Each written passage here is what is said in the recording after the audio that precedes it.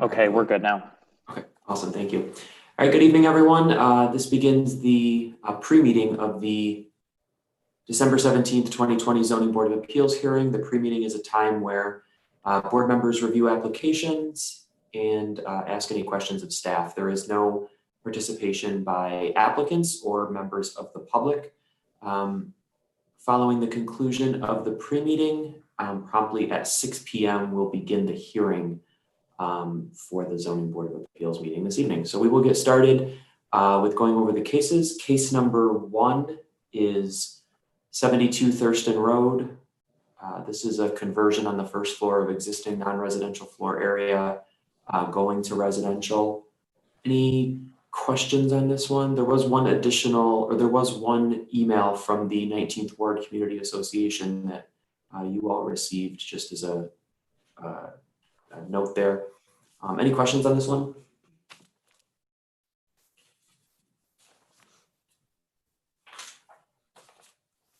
Okay, case number 2, as you know, was a property on Brooks Avenue that was removed by the applicant very quickly after the agenda went out. So that was updated on the website. So case number 2 at 455 Brooks Avenue was removed by the applicant.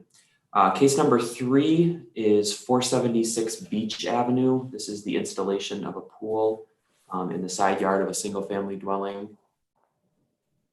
Are there any questions on this one?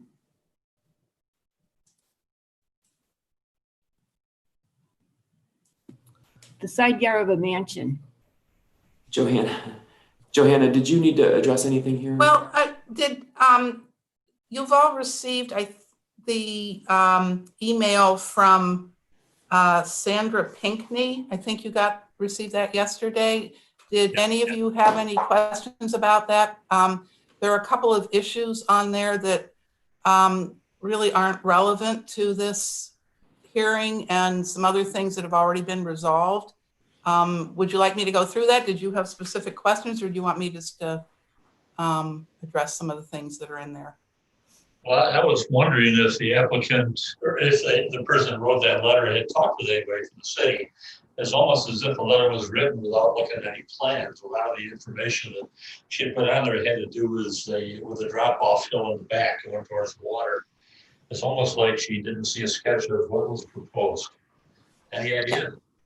Yeah, well, for one, I think this email was primarily drafted before the application to the Preservation Board. So actually one of the questions in there is whether this requires a certificate of appropriateness. And as you see in your packet, the staff report, they in fact did receive the C of A on December 2nd. So so some of I think that's why I don't know whether all her questions have been answered, but some of this was drafted prior to the Preservation Board issue.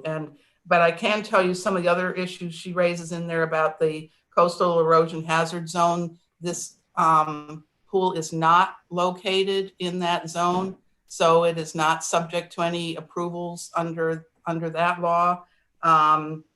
Some issues that were raised about other uses of the property and other nonconformities and some history of it. It's really not relevant to this. The only issue that's before you is whether this pool can be located in a side yard rather than in the rear yard. So I don't know whether, and there's also reference to a West Beach subdivision that may be and some issues that are private restrictions that obviously has nothing to do with the application here. You have no reason to be concerned about that. Was there anything else? Those are kind of the main issues that were raised in this. And actually she asked whether does it require an area variance? And of course the answer is yes. That's why the application is in front of you. Okay, thank you. Case number 4 is 97 Railroad Street, installation of a sign for Rohrbach Brewing. Any questions on this case? Yes, I do, Matt. There's already 2 signs there right now. They're allowed how many square feet total for that building?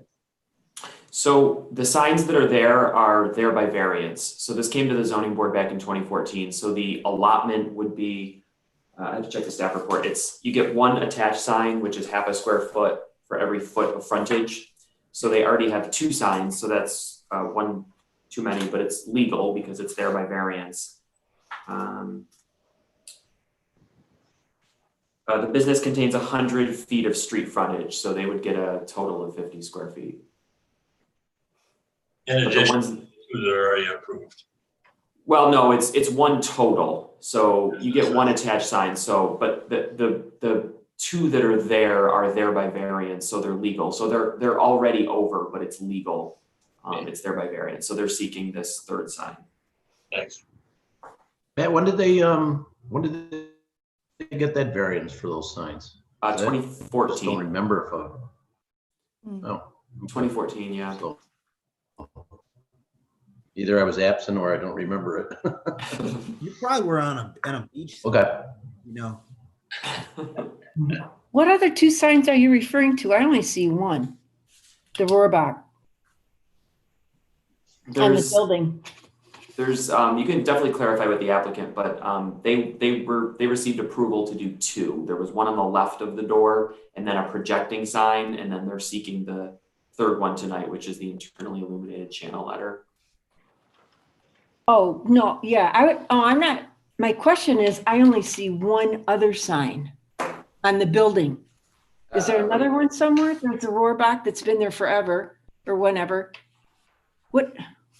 So there's in the image that you're looking at, you can't really see it because it's a projecting sign. So it's that thin strip projecting from the building. Oh, okay. So Oh, it's okay. just to the top right of the door. Oh, okay. Yeah, so right. it sticks That out one. over the sidewalk, so it's Okay. it's not really Okay. visible in this photo, but that one and then the one with the gooseneck lighting to the left of the door. Okay, thank you. Mhm. Good catch, not super visible in there. Anything else on Railroad Street? Case number 5 is 55 Federal Street. This is demolition and new construction. Any questions on this project? One question is it vacant for a particular reason? You'd have to ask the applicant that. I'm not sure if they had plans of this that didn't go off as quickly as they had hoped, so they had vacated the property in hopes of doing this more quickly. That's just typically the answer we get, but definitely a good question to ask the applicant in terms of overall planning for it and why it's vacant now.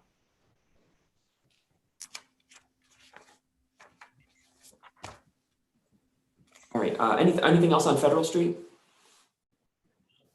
Okay, case number 6, 117-125 Highland Parkway.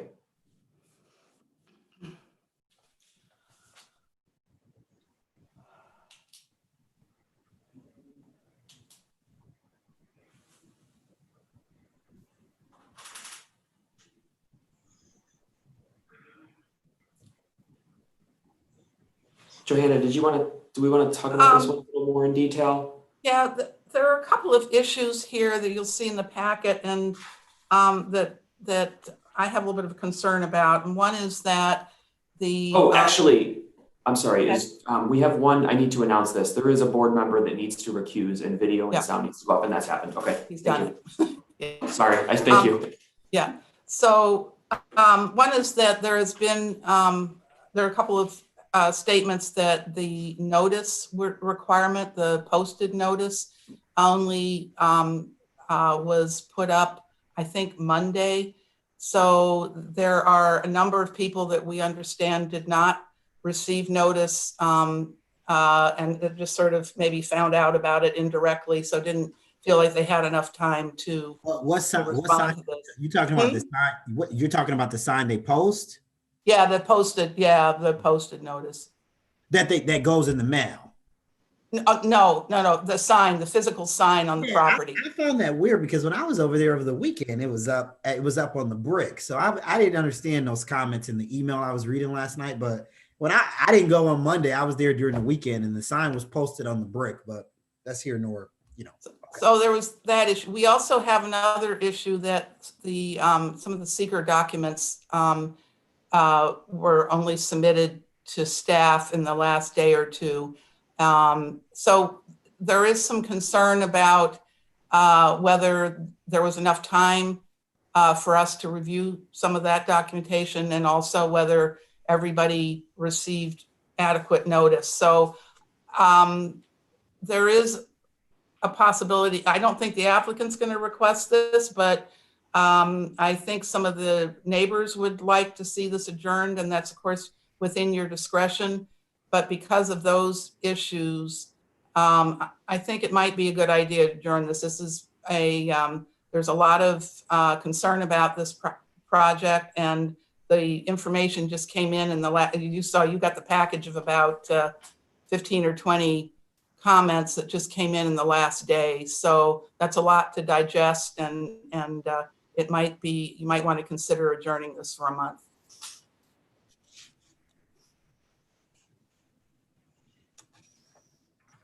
Did you want us to talk about that now or when we during? It's up to you. Yeah, I don't know how the board feels about that, but we have enough. I think I have enough. I have enough information to hear it tonight. I don't know how everybody else feels about that. I'm only one of 6, so. You'll definitely hear it tonight. That's a good point, Terry. So there are several members of the public who have signed up to speak. So we'll definitely give them I that. expect so after reading. It was a great night reading. You gave me a heads up about it. I said there was going to be a fair amount coming in. Yeah, so we'll definitely hear it, but to Johanna's point, just keep that in mind as we move through this.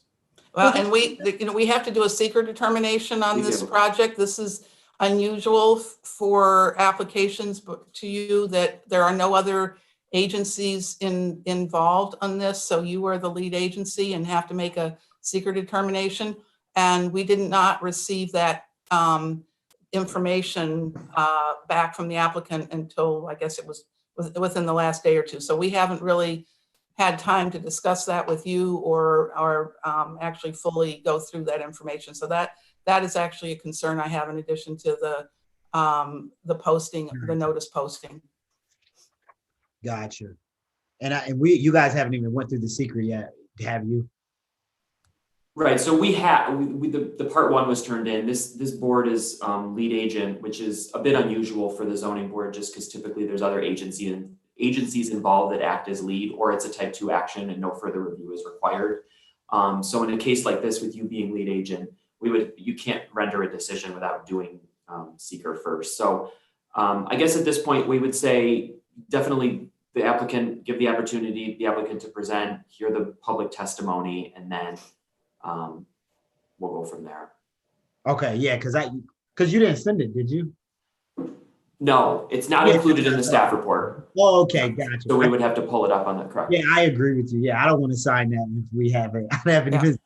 Yeah, had a chance to discuss it. Yeah. Yeah. Okay. But we would let, as we do when we have in-person meetings, if someone comes to the meeting, we obviously let them speak, and we'll do that tonight as well. Okay.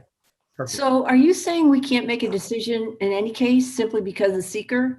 So we can listen to everything, but we can't make a decision tonight? Correct. Okay, thank you. And the question would be do you keep the hearing open, and that's your call, if you think you need additional information, or do you just not make the decision tonight and wait till next meeting on that? Yeah. Okay, great.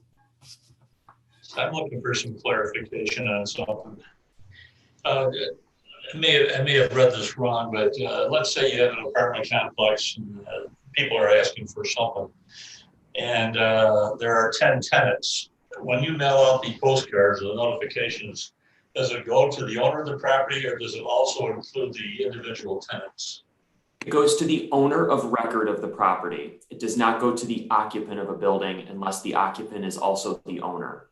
So in a case like this, the tenants, not being the owner of record at this particular property, would not have knowledge of the application unless they were informed by their landlord. That's why the posting on the property is correct. That's why we have multiple ways of instance. advertising things for situations like this, where That posted notice sign is important for folks that may not have received a postcard, but they, live in the area, or they work in the area, or they go by it every day. That's where that posted notice sign comes in. Okay, good question there. And then the last case is number 7, property on Edgerton Street, looking to legalize / continue and finish patio in the front. The reason this is deemed a patio is because of the height from grade. It's under 18 inches from grade, which is defined as a patio.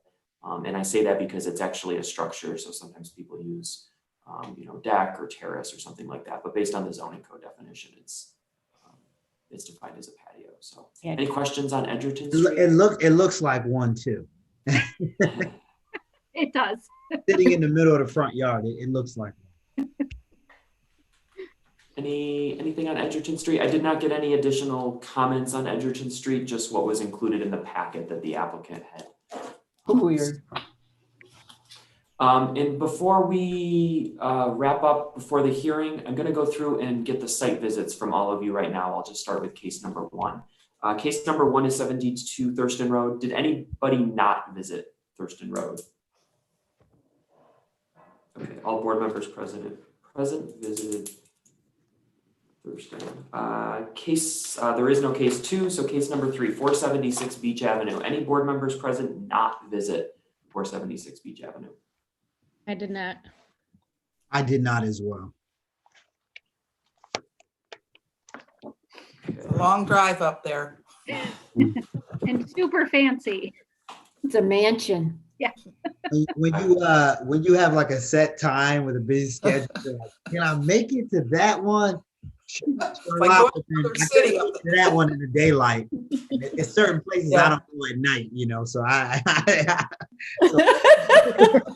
didn't make it up there. Case number 4, 97 Railroad. Any board members not visit 97 Railroad? Great, thank you. Case number 5, 55 Federal Street. Any board members not visit 55 Federal? Case number 6, Highland Parkway. Any property owners. Any board members not visit Highland Parkway? And the last case, Edgerton. Any board members not visit Edgerton? Awesome, thank you all very much. So that will conclude the pre-meeting. We will, anyone on the call, members of the public or applicants, just stay on this Zoom link. You don't have to log out. We will just turn our video and sound off, and then at exactly 6 p.m. we will begin the